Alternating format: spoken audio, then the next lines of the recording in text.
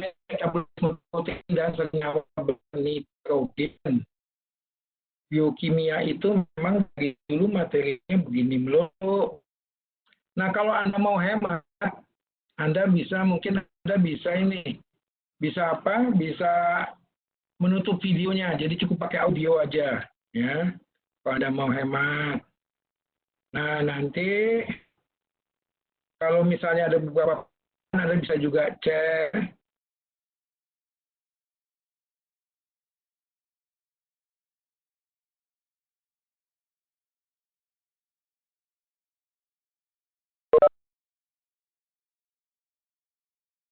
Oke, nah itu. Nah, pagi ini ya kita kuliah mungkin sekitar 50 menitan dah, ya. Ini materinya cukup lumayan banyak. Oke, metabolisme protein dan senyawa bernitrogen. Apa itu metabolisme protein dan senyawa bernitrogen? Ya. Biokimia ini dari dulu ya begini-begini aja bahannya. Ya. Oke, kalau kita lihat lebih lanjut di sistematika, metabolisme ini terjadi setelah proses penyerapan dan distribusi zat gizi.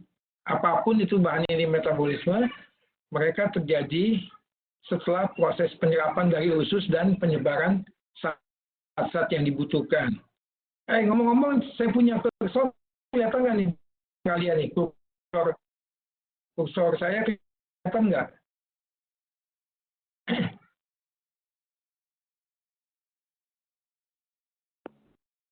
Halo, apakah kursor saya kelihatan? Di saya enggak, Prof. Di sini Di kelihatan, saya Prof. tidak ada, Prof. Halo guys, Tidak, Prof. apakah kursor saya kelihatan? Tidak, Prof. Tidak. Prof. Oh gitu ya. Oh ada yang kelihatan, ada yang enggak ya? Bisa kelihatan semua? Belum? Di saya enggak kelihatan, Prof.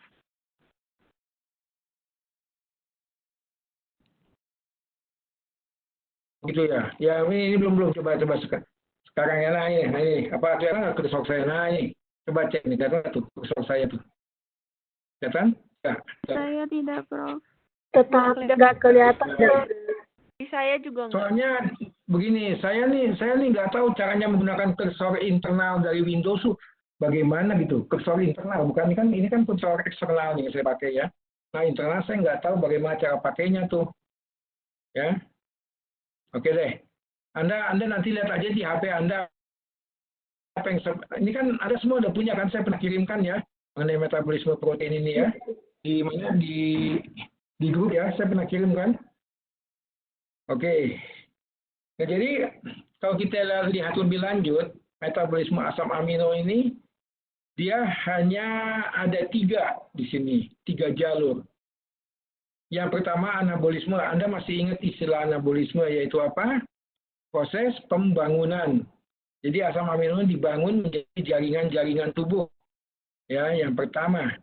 Yang kedua prosesnya katabolisme, di mana asam-asam amino ini dirombak untuk kebutuhan energi atau untuk kebutuhan yang lain. Dan yang ketiga, nah ini yang ketiga nih uniknya nih. Asam amino ini akan diubah menjadi berbagai produk khusus, ya. Akan diubah menjadi berbagai produk khusus seperti pigmen tubuh, melanin dan segala macam. Ya itu. Ya, itu seperti itu.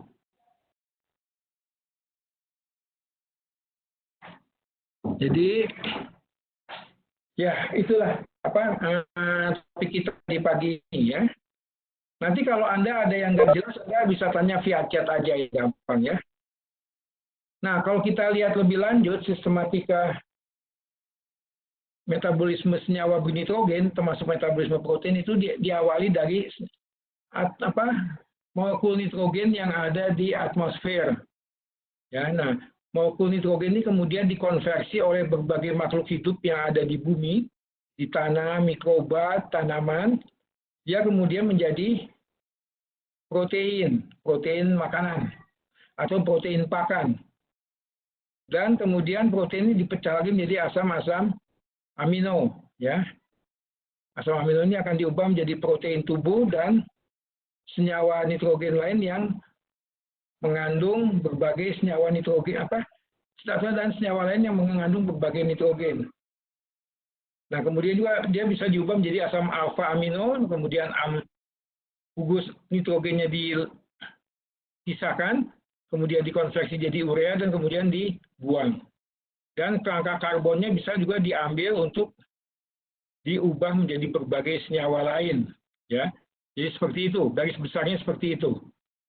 Dan juga asam amino juga sebagian dibentuk menjadi protein tubuh, ya, menjadi protein tubuh. Ya, jadi kira-kira begitu, itu garis besarnya metabolisme nitrogen, metabolisme senyawa bernitrogen. Nah, kita akan belajar topik-topik apa saja di sini. Kita akan belajar topik-topik mengenai esensi senyawa bernitrogen dan masukannya atau intake ke dalam tubuh hewan atau manusia. Yang kedua juga kita akan belajar manajemen asam amino dalam tubuh hewan dan manusia. Yang ketiga, konversi asam-asam amino yang tidak esensial. Dan yang keempat, konversi asam-asam amino esensial. Ya, kira-kira seperti itu.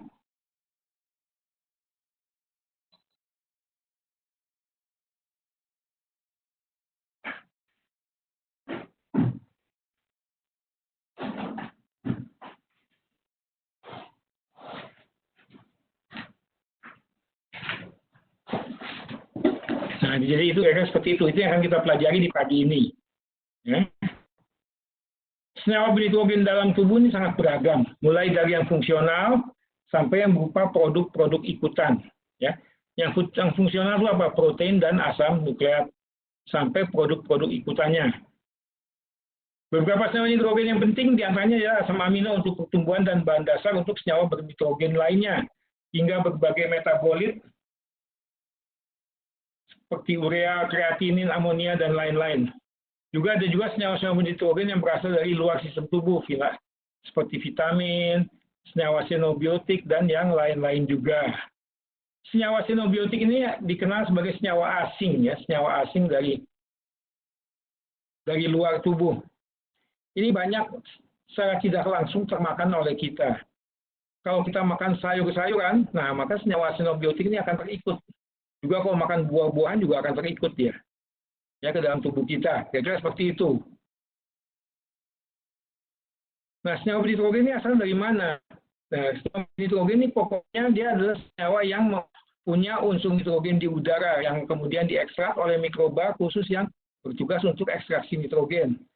Seperti mikrobanya seperti Azotobacter. Nah, Azotobacter ini adalah mikroba khusus pengekstraksi nitrogen. Ya. Nah, nitrogen ini diekstraksi oleh enzim yang dikenal sebagai nitrogenase. Nah, enzim ini adalah enzim unik ya, dia nggak tahan dengan oksigen dan dia sangat sulit dimurnikan serta sangat penting dalam proses rekayasa hayati dan bioindustri. Nitrogenase ini sampai sekarang belum bisa dimurnikan padahal teknologi sudah canggih, ya, karena memang dia itu unik. Ini enzim yang tidak tahan oksigen, sulit dimurnikan. Ya. Nah, hasil ekstraksinya berupa apa? Macam-macam. Hasil ekstraksi nitrogen dari udara, dari N2, hasil ekstraksi bisa berupa NO2, NO3, atau NH4. NO2 itu yang kita kenal sebagai nitrit, NO3 nitrat, dan amonium, ya, NH4. Itu. Ya, itu yang diekstraksi dari udara. Nah, kemudian hasil ekstraksi ini kemudian dia akan digunakan oleh berbagai makhluk hidup. Ya, di situ gambarnya jelas sekali kelihatan skema-skemanya. Ya, skema-skemanya kelihatan sekali. Ada nitrogen, NO2, NO3. Ya, kemudian akan dimanfaatkan oleh hewan dan tanaman dan mikroba. Dan kemudian akan diubah menjadi protein, baik protein hewan maupun protein manusia. Ya, nah sambil itu ini juga sama senyawa bernitrogen juga akan di metabolisme. Nah, ini siklus-siklusnya perhatikan nih. Ini siklus-siklus konversi asam-asam amino ya di dalam tubuh hewan dan manusia. Ya, jadi ini penting sekali. Makanya boleh dikatakan hewan itu sebagai sumber protein yang terbaik dalam tubuh. dalam tubuh untuk manusia. Ya. Banyak hewan-hewan yang kebutuhan proteinnya berdasarkan dari hewan juga. Contohnya apa? Hewan-hewan buas, harimau, segala macam itu kebutuhan proteinnya dari hewan-hewan juga. Manusia juga sama, dari hewan-hewan juga kebutuhan proteinnya. Ya. Makanya hewan itu sumber protein yang sangat penting. Tapi bukan berarti tiap hewan kita konsumsi, enggak juga.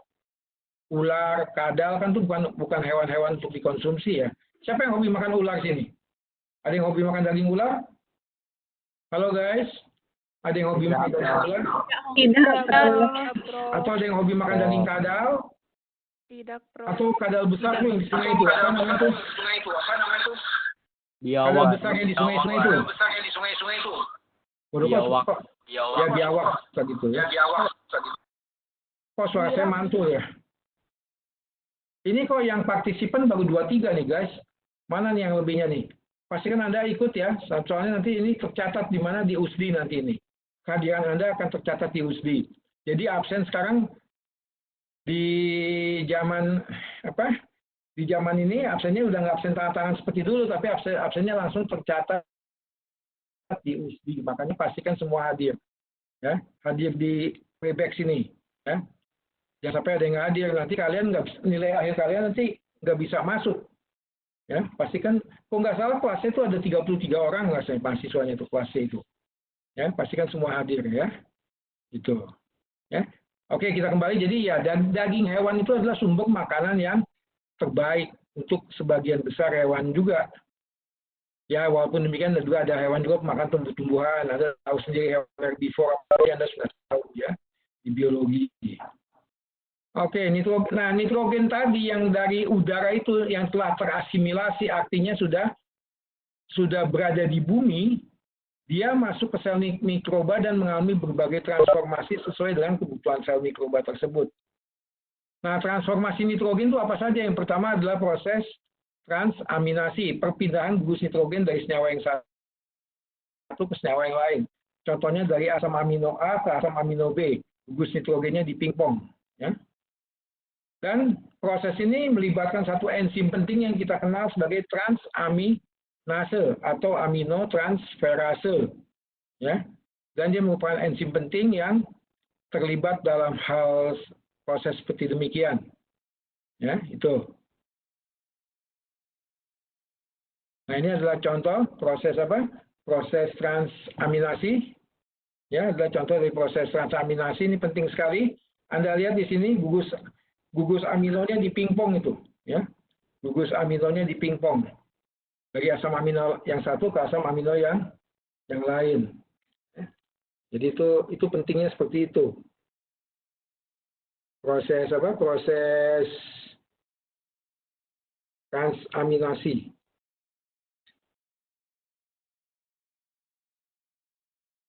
Ya, itu. Contohnya juga ada lagi apa? Gugus nitrogen bebas, gugus amonium bebas, dia diikat oleh asam ketoglutarat menjadi asam glutamat. Anda tahu asam glutamat ya? Mungkin pernah dengar itu bahan dasar bumbu masak yang terkenal ya. Nah, gambar yang atas ini, gambar yang kiri atas ini adalah skema dari reaksi transaminasi. Perhatikan, ada gugus amino yang dipingpong, yang dipindah, yang berwarna merah ya. Ada kan di slide Anda tuh? Dia gugus amino berwarna merah dari sini dia dipindahkan ke sini, ya, ke asam alfa keto. Dari asam glutamat dipindah ke asam alfa keto, kemudian dia menjadi ketoglutarat dan menjadi asam amino yang lain. Ya, itu prinsipnya transaminasi.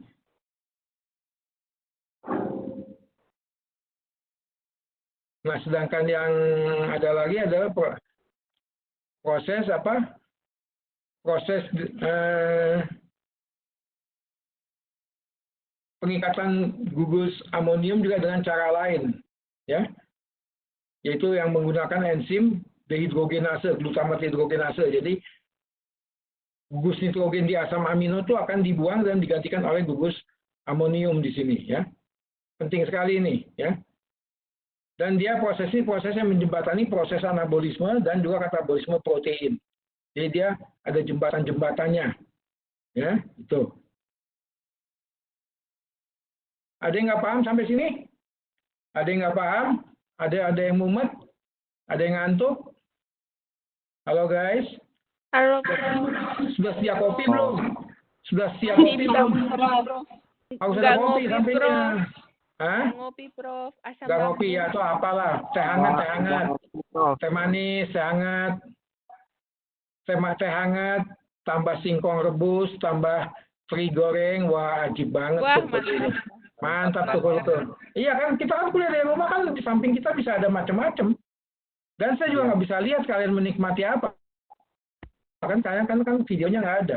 Kalau ada, Sarap, aku Prof. aja ini saya aja udah sedia bahan jajan nih buat ntar uji sekalian ya. Udah ada bahan jajan di saya nih.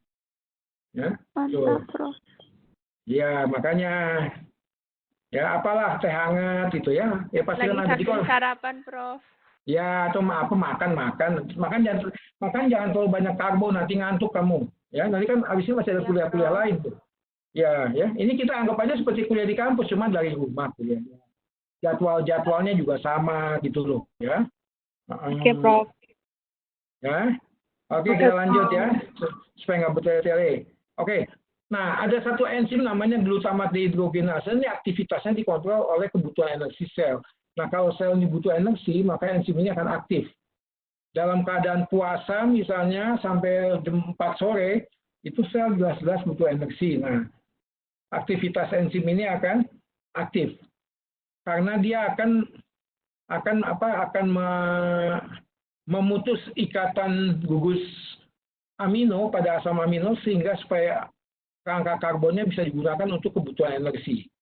Ya, ini penting. Makanya kalau pas kita puasa udah jam 5 sore itu biasanya urea dalam urin kita akan meningkat. Ya, karena itu ureanya juga akan meningkat karena banyak asam-asam amino yang dibongkar di situ untuk memasuk kebutuhan energi sel. Dan itu nantinya akan terpulihkan kembali saat Anda sudah berbuka. Ya. Puasa ini merupakan salah satu proses di mana banyak sekali terlibat reaksi-reaksi biokimiawi dan ini sangat menarik. Ya. Saya sekitar tahun tahun 1900 tahun 1992, 1993 saya pernah diundang untuk berbicara mengenai biokimiawi proses puasa sama mahasiswa kita juga. Waktu itu saya bicara di Asrama Putri di seberang kampus Sudirman tuh, yang sekarang jadi tempat parkir itu. Dulu di situ ada Asrama Putri. Ya. Itu ya. Jadi ini menarik memang proses puasa itu, ya. Nah, glutamat dehidrogenase juga ini berperan penting untuk memasuk yang namanya NADPH. NADPH ini sebagai tenaga produksi untuk proses biosintetik yang membutuhkannya. Nah, nanti guys, bahan ujian akhir nanti saya akan kasih kalian tugas-tugas saja. Saya nggak ngasih soal checkpoint, tapi nggak tahu dosen yang lain ya, Pak Swasa, Prof. Suasana, Bu Agung, saya nggak tahu. Kalian tanya beliau aja, UAS-nya dalam bentuk apa. Kalau saya UAS-nya dalam bentuk tugas. Ya, tugas-tugas. Nanti saya kasih topik-topiknya. Kalian cukup banyak tuh. Kelas A, B, C, D, nanti saya kasih topik yang berbeda-beda biar nanti kalian nggak nyontek. Ya. Dan saya minta dikumpulkan cepat, karena ini tugas UAS. Ya. Kira-kira seperti itu. Setuju nggak? Kalau tugas apa mau tugas UAS-nya memilih checkpoint atau mau tugas? Halo guys, kalian mau pilih yang mana? Tugas UAS-nya mau checkpoint atau mau tugas? Kalau saya tugas. Kalau saya tugas. Tugas, Ya, Prof. oke. Tugas, Prof. Ya.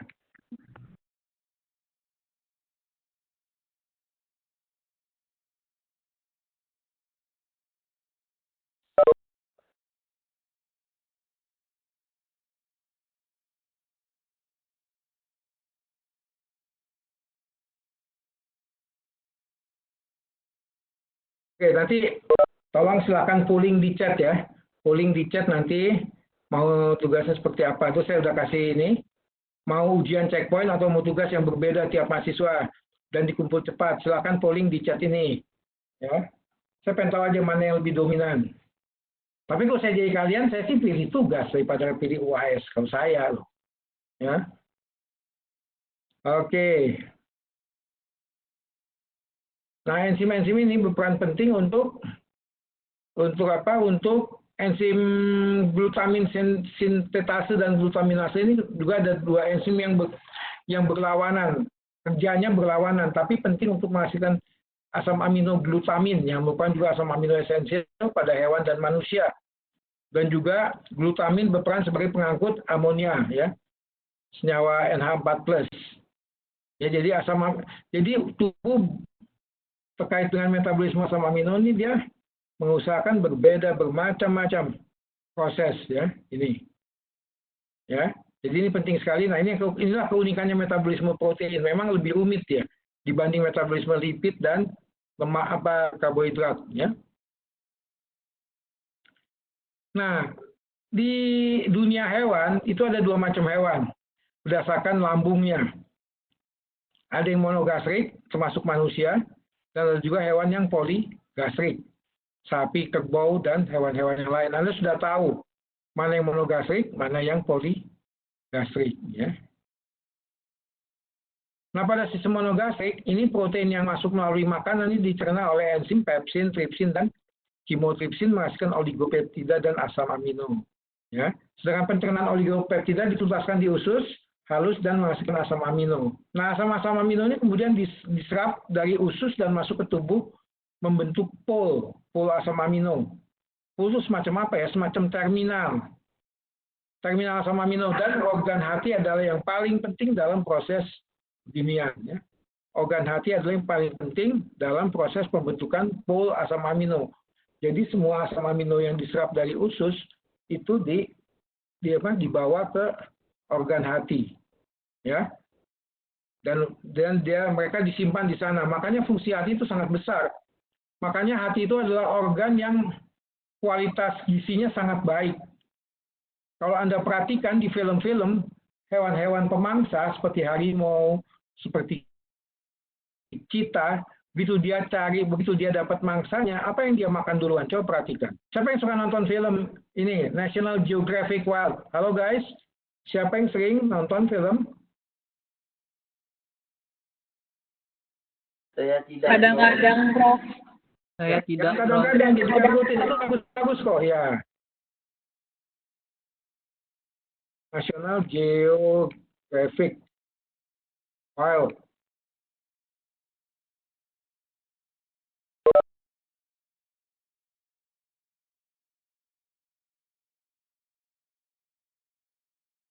Ya, jangan nonton sinetron kamu, ngapain nonton sinetron? Di rumah aja tuh bukan berarti nonton sinetron, jangan. Pasti kan nonton film-film gituan, ya. Nonton Bagus drama kok. Korea, Prof. Nah, Korea lagi. Drama peperan kayak gitu. Rame, Prof. Hah? Nah, kamu ngefans sama aktor Korea kali ya? Kalian ngefans sama aktor Korea ya? Yang Iya, apa-apa Prof. sih? Ganteng-ganteng, Prof. Aduh, kesian aja. Orang-orang Bali nggak ada yang ganteng ya, kesian deh. Kasian. Deh. Ya, oke. Ya, itu. Nah, oke kita lanjut. Pada hewan yang lambungnya banyak, yang poligastrik, proses fermentasi di lambung ini mendahului proses pencernaan protein. Ya. Fermentasi ini menghasilkan berbagai asam amino, amonia, dan senyawa yang mudah menguap dan berbau seperti asam asetat, asam propionat, bahkan ada yang bau bangkai. Ya. Ini fermentasi di rumen. Pada hewan ruminansia itu fermentasi di rumen. Nah, sedangkan proses fermentasi protein oleh mikroba rumen juga terjadi di situ. Dia kurang menguntungkan buat si hewan, tapi dia menguntungkan buat si mikroba. Ya. Dia kurang menguntungkan buat si hewan. Ini kurang menguntungkan buat hewan, ya. Fermentasi protein itu kurang menguntungkan buat hewan, tapi dia menguntungkan buat si mikroba, ya.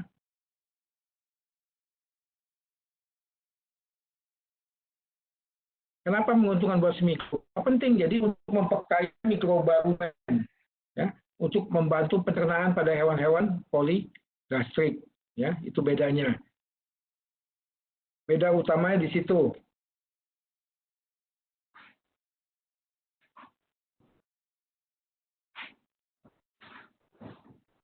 Ya, beda utamanya di situ. Jadi kira-kira prosesnya seperti itu, proses pencernaan pada hewan poligastrik.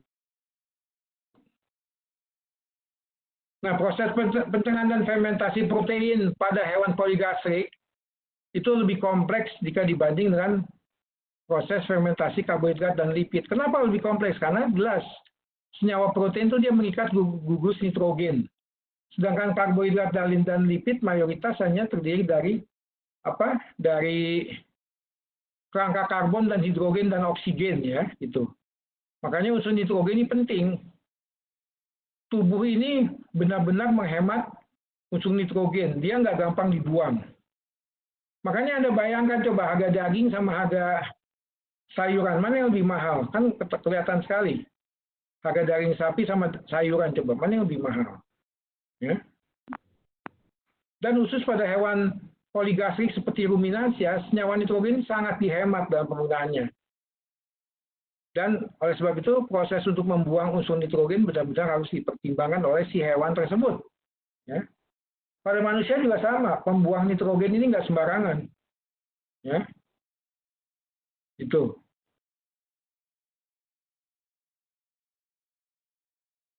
Lebih baik senyawa nitrogen ini dihemat dengan cara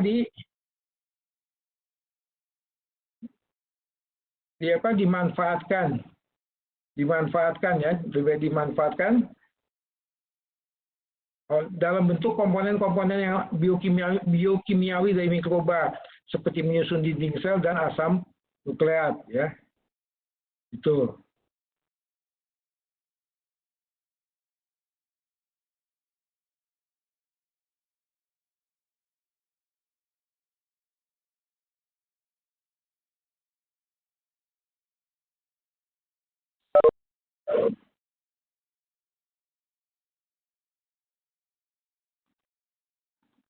Jadi seperti ini. Nah, ini salah satu sifat mikroba di lambung depan hewan ruminansia itu mampu memanfaatkan unsur nitrogen yang ada di situ. Urea juga hasil degradasi ini dia sangat dihemat oleh hewan ruminansia.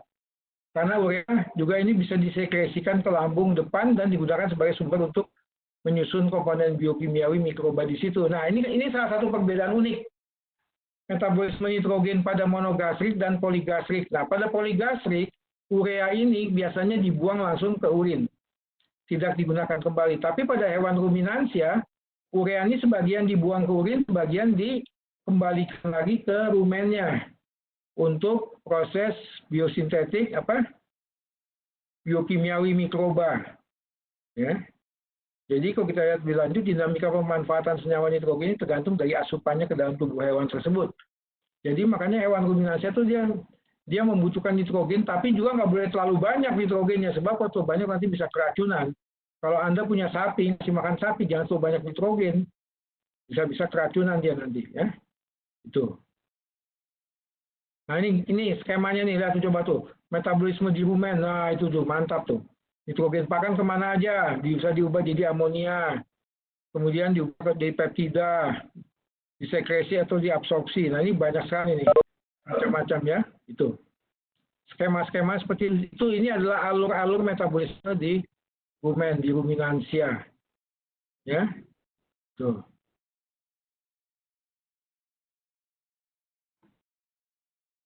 Penyerapan asam amino. Nah, asam amino itu setelah proses pencernaan, kemudian dia akan diserap di lambung depan. Ya. Dia akan diserap di lambung depan. Pada hewan ruminansia. Dan pada monogastrik dia akan dicerna di lambung yang belakang, apomasum. Ya. Nah, di level sini prinsipnya sudah sama dengan hewan poligastrik dan hewan monogastrik. Pasca pencernaan di usus sudah dilakukan penyerapan asam amino yang kemudian masuk ke pool asam amino seperti saya katakan tadi, yaitu organ hati ya. Nah, jadi memang dikatakan hati ini adalah distributor asam amino yang utama di samping organ-organ lainnya, karena memang fungsi utamanya hati dalam hal pooling asam amino. Dia yang mengumpulkan asam-asam amino. Ini penting sekali di sini, ya. Nah, ini kalau kita lihat skema ini, pool asam amino dari hati, ini unsur N-nya terutama ini sangat penting. Ya. Ini bisa masuk ke dalam urea darah. Nah, dari urea darah ini dia bisa masuk ke urea saliva dan ke rumen. Tapi bisa juga unsur N, kemudian dia masuk kembali ke pool asam amino dan ini terus melingkar itu. Itu terus bersiklus. Kecuali pada hewan ruminansia, urea darahnya bisa masuk ke saliva dan kalau manusia nggak bisa. Urea hewan monogastrik nggak bisa ureanya masuk ke saliva tuh nggak bisa ya karena memang dia nggak didesain seperti itu sistem metabolismenya. Oke. Nah, sekarang nasib biokimia asam amino itu jadi apa saja gitu. Ya, setelah diproses asam amino itu menjadi apa saja. Nah, asam amino pertama dia mengalami transaminasi yang saya katakan tadi, ya. Proses perpindahan gugus nitrogen. Dengan tujuannya saling mengkompensasi antara asam amino yang sangat dibutuhkan dan asam amino yang kurang dibutuhkan oleh tubuh. Ya. Itu. Transaminasi ini kaitannya dengan proses anabolisme. Jadi asam amino itu dari satu asam amino dipindah ke asam yang lain. Seperti asam keto. Tujuannya apa? Untuk anabolisme, untuk membangun jaringan tubuh. Atau mengalami deaminasi, perhatikan tuh yang saya merahkan itu. Deaminasi ini biasanya terkait dengan proses katabolisme. Ya. Dan jadi atom gugus nitrogennya dibuang dan kerangka karbonnya digunakan untuk proses metabolisme tujuan metabolik tertentu seperti gluconeogenesis. Hal ini terjadi jika sumber asam amino dalam tubuh lebih dari cukup. Atau kerangka karbon dari asam amino yang telah mengalami deaminasi bisa juga digunakan untuk tujuan metabolik tertentu. Ya. Coba Anda perhatikan. Ini penting sekali ya untuk mengelola tubuh manusia dan hewan. Tubuh manusia dan hewan itu punya kemampuan manajemen yang sangat baik untuk mengelola senyawa benitrogen. Karena itu seperti saya katakan tadi, senyawa benitrogen itu sangat mahal dan juga sulit didapat. Ya, didapatnya sulit ya. Anda mau beli daging aja, Anda belum tentu sebulan Anda bisa makan daging tiap hari, betul nggak? Siapa yang tiap hari menunya daging? Ada? Siapa Prof. yang tiap hari bisa makan daging? Seperti rendang misalnya.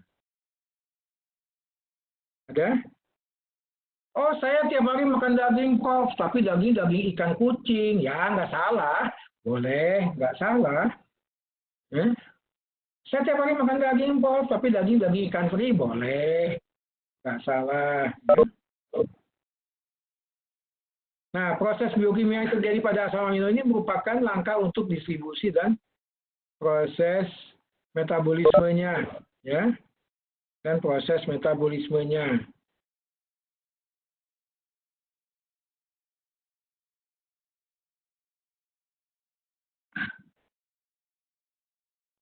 Ya, itu jadi ini penting. Asam amino ini nanti jadi kerangka karbonnya untuk proses tujuan biosintesis seperti gluconeogenesis tadi, dan atau juga dia bisa dibiokonversi menjadi berbagai produk-produk khusus yang masih termasuk kategori produk primer seperti kerangka heme. Heme itu adalah hemoglobin ya. Berbagai senyawa amina aktif untuk reaksi-reaksi patologis, contohnya adrenalin. Ya. Juga untuk basa purin dan pirimidin, asam nukleat, monomer melanin, dan lain-lain produk. Kita akan bahas nanti ini. Ya. Nah, ini biasanya diambil dari asam-asam amino esensial seperti fenilalanin, triptofan, dan histidin. Ya. Itu.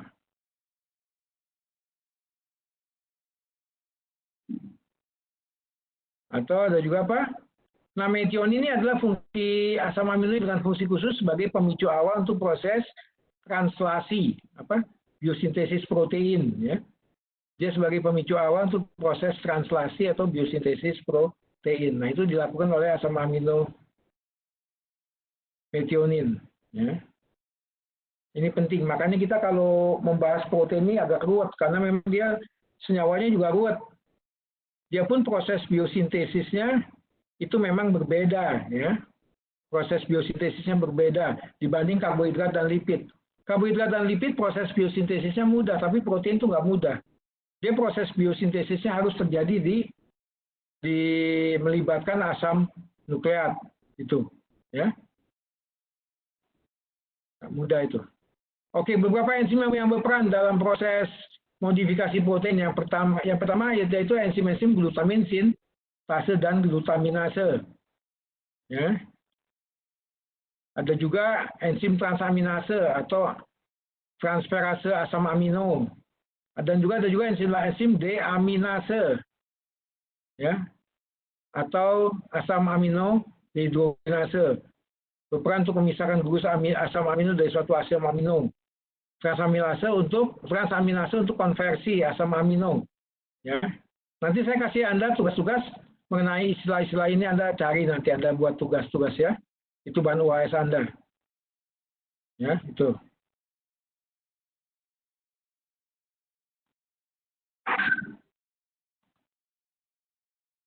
Nah, kalau kita lihat lebih lanjut, bahwa memang asam amino itu ternyata sangat dinamis dalam proses metabolismenya. Dia memang sangat dinamis, ya. Dia sangat dinamis dalam proses metabolismenya. Artinya tiap asam amino bisa dirubah menjadi berbagai produk dan tetap apa adanya, ya. Tetap apa adanya. Dan organ hati kontribusinya sangat besar dalam mengelola asam amino dalam tubuh.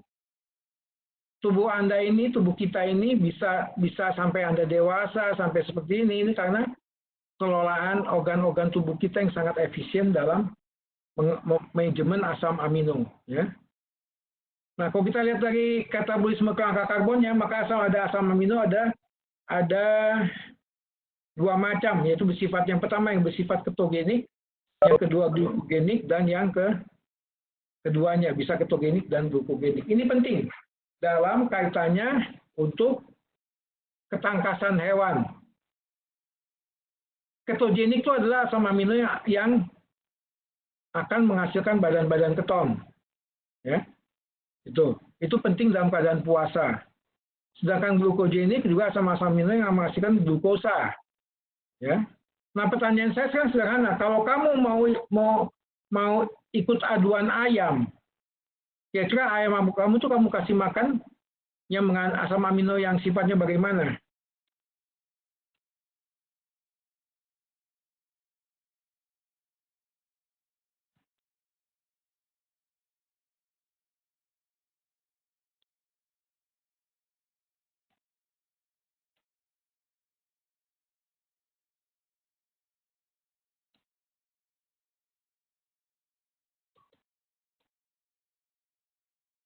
Jika Anda ingin mengikuti aduan ayam, Anda punya ayam mau diadu nih, main apa siapa tahu dapat uang kan?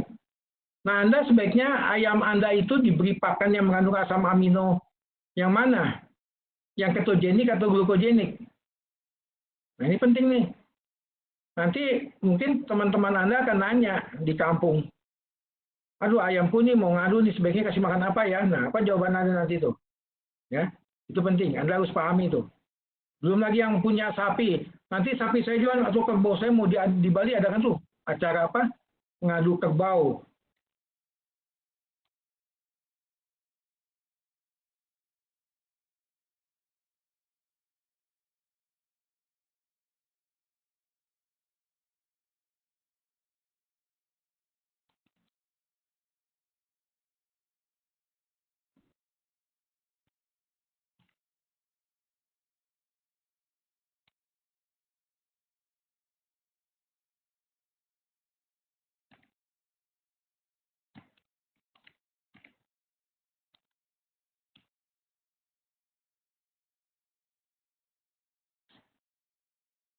Ya, saya pernah lihat juga ada pacuan kerbau tuh di Bali tahun 92 dulu waktu saya bimbing KKV itu.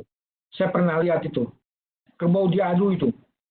Nah, kalau Anda, misalnya teman Anda bertanya, ini kerbau saya mau ikut pacuan nih, kira-kira dikasih makannya apa ya? Nah, apa yang Anda jawab? Ini penting. Ini penting Anda pahami. Karena nanti masyarakat akan bertanya kepada kalian di kemudian hari. Mungkin sekarang juga nanti suatu saat kalian juga akan ditanya. Kalau mereka tahu kalian kuliah di kedokteran, mereka akan tanya. Ya, itu.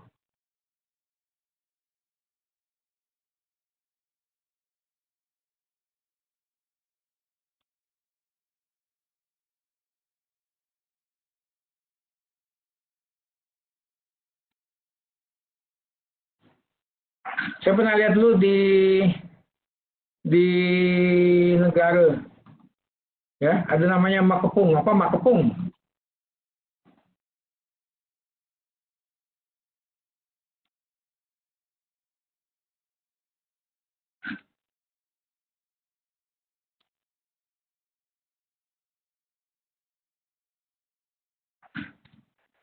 Ya, itu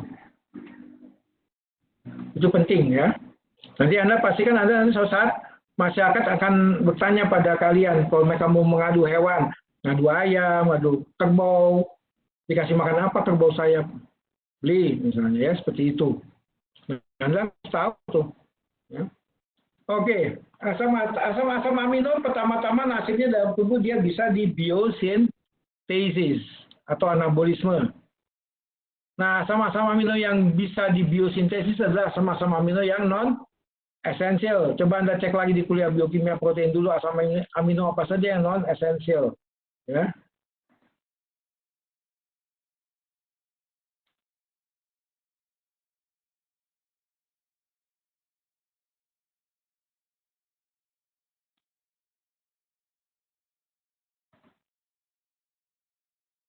Asam-asam amino non esensial itu apa saja? Nah, asam-asam amino ini bisa dihasilkan oleh tubuh. Ya. Biasa dihasilkan oleh tubuh hewan dan manusia. Nah, sedangkan asam-asam amino yang esensial umumnya memiliki gugus organik yang sulit dibiosintesis oleh tubuh. Sebab itu perlu dipasok dari luar. Nah, kalau asam-asam amino esensial ini yang membuat dia sulit dibiosintesis adalah karena dia memiliki gugus organik ya. Ini sulit nih, ya. Sebab itu harus dipasok dari luar, ya. Nah, komposisi asam amino dari pakan hewan termasuk juga makanan manusia seringkali nggak seimbang. Oleh sebab itu tubuh melakukan kompensasi terhadap asam amino yang kurang tersebut dengan cara melakukan biosintesis dari asam amino yang ada atau yang agak berlebih. Jadi asam amino yang agak berlebih itu akan digunakan untuk mengkompensasi asam amino yang kurang. Ya, akan digunakan untuk mengkompensasi asam amino yang kurang. Ya. Nah itu, ya.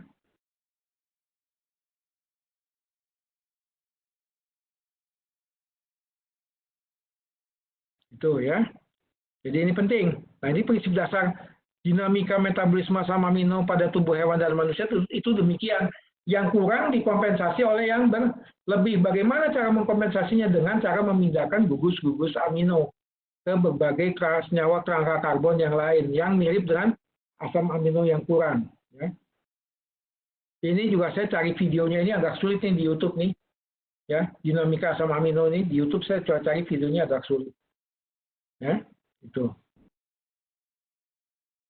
Asam amino glutamat, coba lihat nasibnya jadi apa aja nih. Ya. Asam glutamat ini asal dari aspartat atau oksaloasetat dengan bantuan enzim glutamat dehidrogenase. Ya. Di mana asam aspartat atau oksaloasetat ini dari glutamat ini dia akan dimodifikasi dengan aspartat aminotransferase juga dari asam amino asparagin dengan bantuan asparaginase enzimnya. Asam aspartat ini adalah perantara dalam siklus Krebs dan asam aminoglutamat dibuat dari asam aspartat, bukan asam amino aspartat tapi asam aspartat, bukan asam amino dia asam keto, termasuk asam keto ya. Glutamat ini penting dalam tubuh ini. Ya. Walaupun Anda bisa dapat pasokan glutamat dari luar dari bumbu makanan, tapi dia tetap penting untuk tubuh ya. Tuh. Asam amino alanin banyak dilepas dari jaringan ke sirkulasi darah. Bersifat glukogenik. Perhatikan, dia sifatnya glukogenik bisa diubah menjadi glukosa via asam pirufat melalui siklus Cori atau siklus glukosa alanin yang terjadi di hati dan di otot. Terjadi di hati dan di otot nih lupa saya. Ya. Lupa tambahkan di otot. Karena glukosa itu dipentingkannya untuk di otot. Karena otot harus bekerja. Ya. Nah, ada dua enzim penting di sini yang berperan penting dalam proses konversi, yaitu asam aminotransferase atau glutamat pirufat transferase yang berperan penting dalam proses interkonversi alanin jadi pirufat untuk selanjutnya mengalami gluconeogenesis menghasilkan glukosa. Ini juga penting saat Anda berpuasa. Ya, itu. Nah, sedangkan asam alanin aminotransferase juga penting untuk diagnosa kelainan fungsi organ hati. Nah, ini terkait dengan satu cabang biokimia yang namanya enzimologi klinis. Ya. Enzimologi klinis pada ya. Dia ini untuk menilai kelainan fungsi hati pada manusia, anjing, dan kucing. Ya, itu. Asam amino alanin juga bisa dikonversi menjadi asam pantotenat, komponen vitamin B kompleks dan merupakan aseptor dari gugus amino dari reaksi transaminase pada asam amino lain. Jadi ini alanin juga gunanya banyak nih, ya. Sistein. Nah, sistein apa? Sistein dia gugus belakangi dapat dari asam amino metionin melalui reaksi transsulfurasi. Ini lain lagi nih reaksinya nih. Yang ini melibatkan atom belerang, gugus belerang. Ya.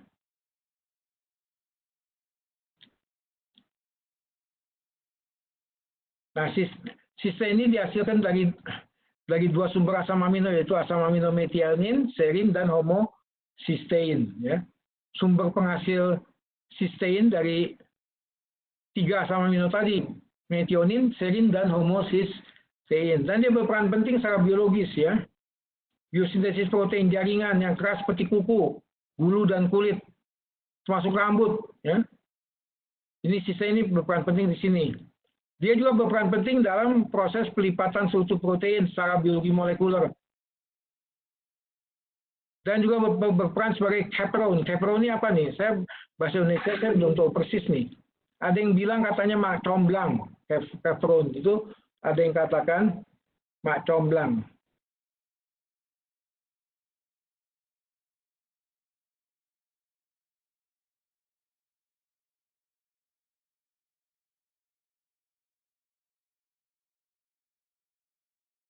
Chaperone ini jenis mak comblang, ya. Dan berbagai proses biokimiawi. Ya itu, ya. Asam amino tirosin. Nah, tirosin ini penting. Ini penting dia untuk pembentukan pigmen, ya. Tirosin dihasilkan dari hidroksilasi asam amino fenilalanin dengan bantuan enzim fenilalanin hidroksilase. Ya. Pada manusia, enzim ini sering merupakan salah satu indikator dari kelainan bawaan. Ya. Dan kalau pada bayi-bayi yang baru lahir, urinnya seringkali berwarna gelap karena memang defisiensi enzim fenilalanin hidroksilase. Ya. Pada anjing juga pernah ditemukan. Defisiensi enzim fenilalanin hidroksilase juga itu menyebabkan apa? Pasien mengalami retardasi mental. Ya. Tuh, ya. Nah, ini penting nih. Dia juga fenilalanin dan tirosin juga bisa menghasilkan melanin, pigmen kulit, juga menghasilkan hormon-hormon adrenalin, noradrenalin, dan tiroksin, ya. Tuh. Nah, ini ada siklus nih. Siklusnya seperti ini. Anda nggak usah hafalkan siklus ini. Tapi Anda ingat aja bahwa dari fenilalanin bisa jadi tirosin yang melibatkan enzim fenilalanin hidroksilase. Nah, ini mekanisme kerja enzim fenilalanin hidroksilase dengan bantuan asam folat, komponen vitamin B kompleks, ya. Ini asam folat. Ya. Dan fenilalanin hidroksilase ini melibatkan reduksi O2 oksigen jadi H2O. Ya, itu. Perhatikan O-nya nyisip di mana tuh? Dia O-nya nyisip di sini menjadi gugus hidroksil. Ya. Ini adalah hormon tirosin. Perhatikan struktur kimianya mirip, cuma perbedaannya ada gugus hidroksil di sini, ya. Itu tirosin, asam amino tirosin. Asam amino tirosin juga ini bisa menjadi asam amino lain, ya. Dia bisa dikonversi menjadi dopamin. Dopamin ini senyawa yang dari tirosin bisa dikonversi dari dopamin dan yang kemudian menghasilkan hormon adrenalin atau epinefrin. Ya, ini proses-proses biokimiawi dari dinamika berbagai asam amino, banyak sekali. Ya, asam amino ornitin juga dihasilkan dari asam amino glutamat melalui pembentukan senyawa perantara glutamat semialdehid. Ornitin asam amino penting untuk proses apa? Pembentukan urea, ureogenesis. Dan juga sebagai asam amino pengganti arginin. Ya. Ada juga asam amino prolin. Prolin ini penting untuk menentukan kelenturan protein yang dibentuknya. Ya. Contohnya pada molekul antibodi ini penting. Di bagian engselnya, ya. Itu banyak mengandung asam amino prolin sehingga menjadi fleksibel dalam mengenai struktur antigen yang dihadapinya. Itu dibahas nanti di kuliah imunologi. Ya. Dan juga ornitin menjadi berbagai produk yang biasanya terkait dengan proses pembusukan di usus besar hewan dan manusia. Ornitin bisa diubah jadi putresin. Putresin ini senyawa yang sudah berbau, dan juga spermidin. Juga jadi spermin. Ini semua senyawa-senyawa hasil proses pembusukan di usus. Ya. Itu yang membuat kalau Anda kentut berbau harum, ya ini. Ya. Kentut Anda jadi berbau harum. Serin. Ya, serin ini juga penting. Dia asam amino-amino tertentu yang berperan sebagai komponen untuk biosintesis purin dan pyrimidin. Itu ada enzimnya fosforin fosfatase, ya.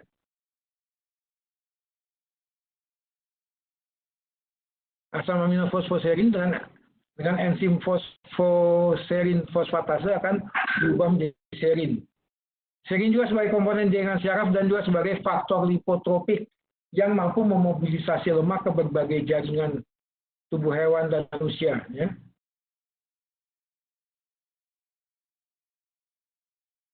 Itu ya, penting juga ini. Glisin. Nah, glisin ini seringkali jadi asam amino yang kurang dalam berbagai makanan dan pakan. Asam amino pembatas dia. Ya. Nah, ini dia sumbernya dari serin. Ya. Dengan mekanisme reaksi transfer gugus satu karbon yang penting ini di berbagai jalur biosintetik mikroba dan hewan dan asam folat sebagai kofaktornya. Ya. Ini banyak sekali asam-asam amino yang terlibat di sini.